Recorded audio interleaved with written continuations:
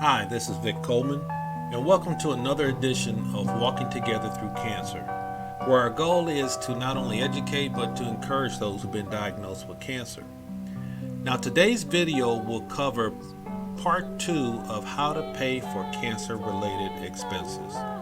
Cancer is just like any other medical condition, and there will be expenses at every phase of the process, from your initial diagnosis to your treatment to even your post-treatment phase of your diagnosis.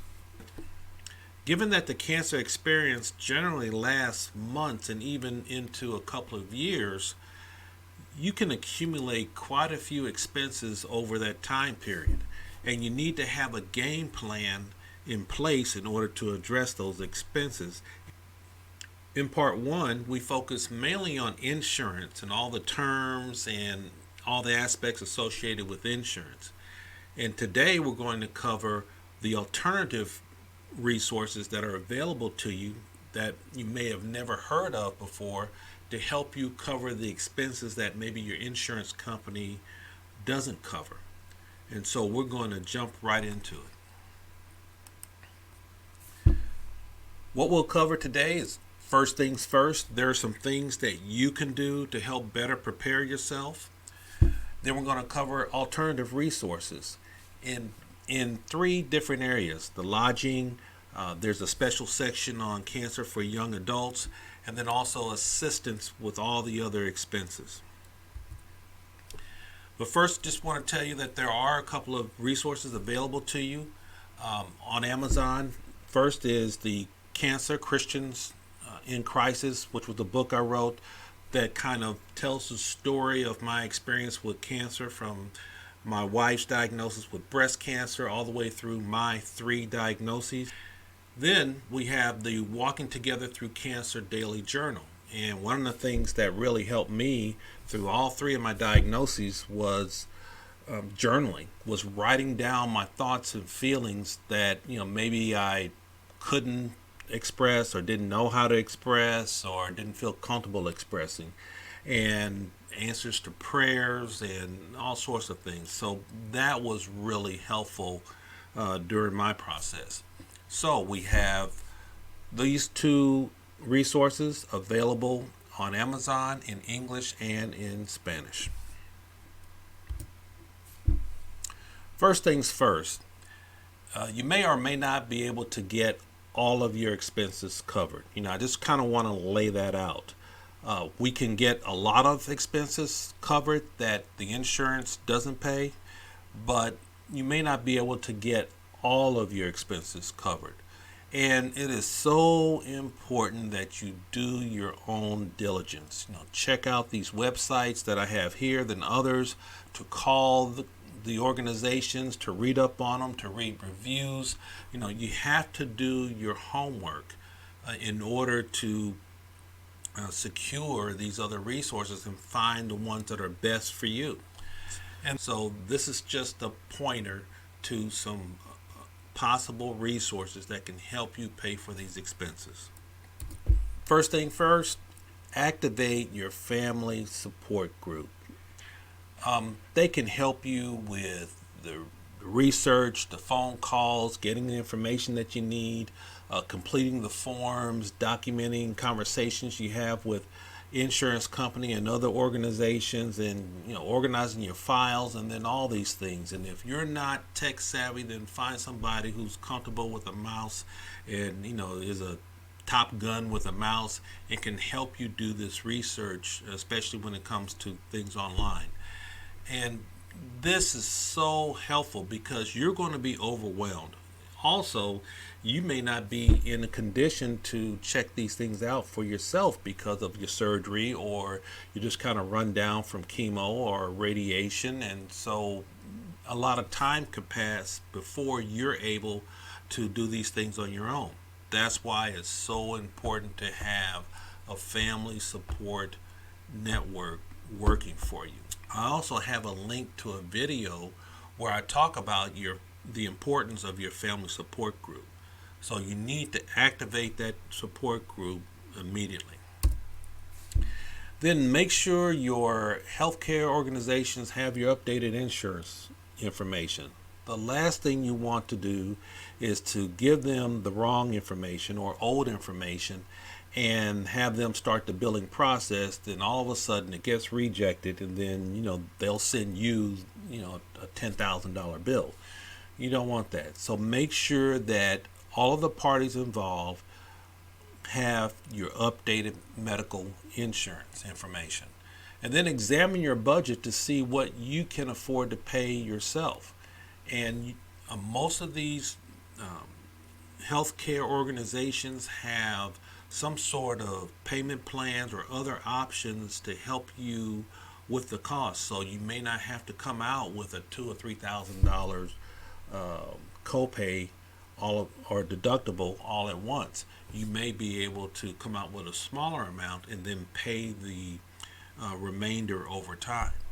And then ask your hospital or your healthcare service provider who their social workers are, and then talk to them, because they may have resources available to you that they've used or pointed other patients to, and they can point you in the right direction more quickly. So talk to the social workers. Now, lodging programs. The American Cancer Society has Hope Lodge, so look that up. The Hilton teams up with the American Cancer Society, and they offer reduced rates at many of their hotels. There's FamilyReach.org, and then the Fisher House. I have personal experience with the Fisher House. My wife and I were living in Texas. My dad is a vet. He got sick and was living in Missouri. So we flew up to the St. Louis area, and we stayed at the Fisher House, and man, it was wonderful. It was just like a high-class hotel, but they had a kitchen where the families of vets could come in, prepare their own meals. There was like 2 or 3 large refrigerators and freezers and pots and pans, and all you had to do was just cook your meal and clean up. And so that took a lot of the stress and also a lot of the expense of the lodging and the food associated with these visits. So I give them 5 stars. It was a great organization. We had a great experience there. And then you have the Health Hospitality Network.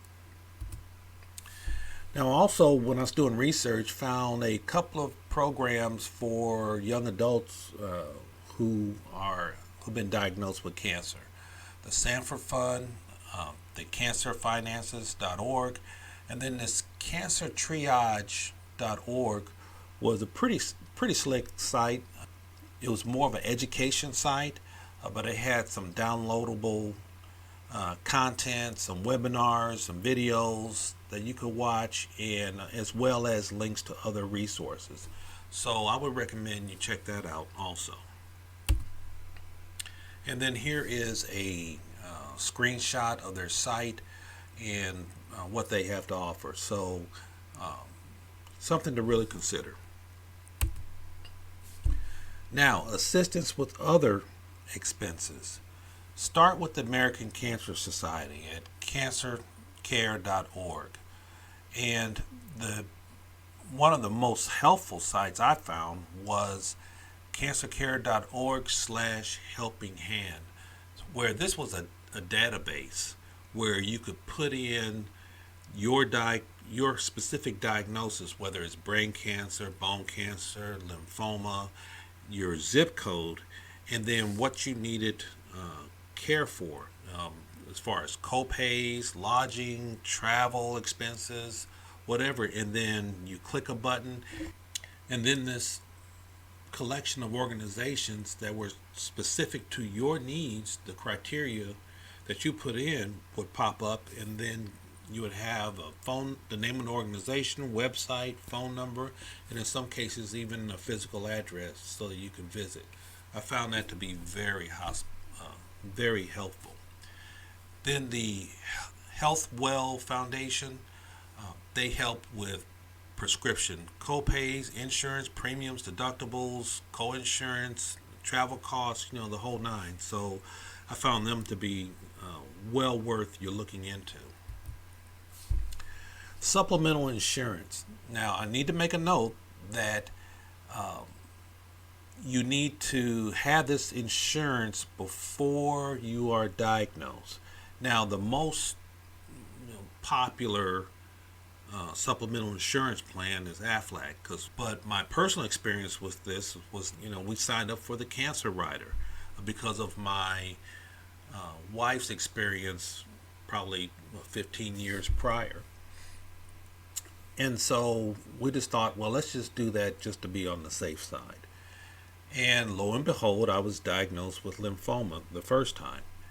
And I went ahead, collected all the information, sent it in, and probably within a week, they had sent me a significant check to help pay for all of these other expenses. And so I found it beneficial in my case, but I had signed up for it, and I didn't have cancer, didn't know I was going to get it, but just based on my wife's experience, where we could have signed up for Aflac back at that time, and we didn't, and then 4 months later she was diagnosed with cancer. It was like, man, we had a chance, and we could have gotten some assistance, financial assistance, but we passed it up thinking, nah, it wouldn't happen to us. Well, it did. So this time, fast forward about 15 years, I decided to go ahead and sign up for it when I started with my new employer, and I was glad I did.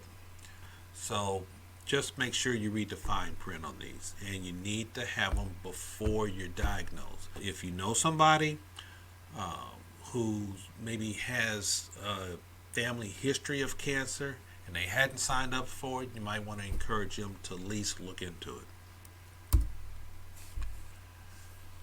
So another organization was the Cancer Financial Assistance Coalition. It's cancerfac.org, cancerfac.org. And it's a coalition of 15 national organizations, and where, again, you put in your diagnosis, zip code, and the type of assistance that you're looking for, and click a button, and then it gives you a list of all of these organizations, national organizations, that can provide you with some possible help. Now, here's a screenshot of that page, but it just so happens this is the same database that the American Cancer Society uses. Whenever you go to cancercare.org/helpinghands, you'll get this site. When you go to cancerfac.org, you'll get this site.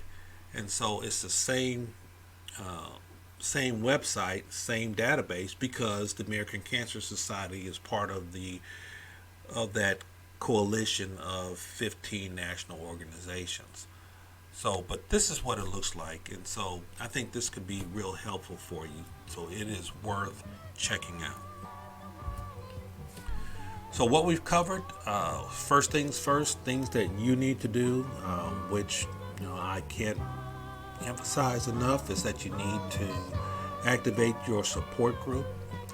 Then there's assistance for young adults, and then we covered a number of alternative resources that could help you in dealing with and addressing cancer-related expenses that the insurance company doesn't pick up. So if you found this information helpful, I would like for you to click the like button and subscribe, and then that way you'll be notified whenever we produce another video. So I want to thank you for checking out this video, and wanted to remind you that you're not alone. We are there to walk with you every step of the way of your cancer experience. So thank you for watching, and stay encouraged.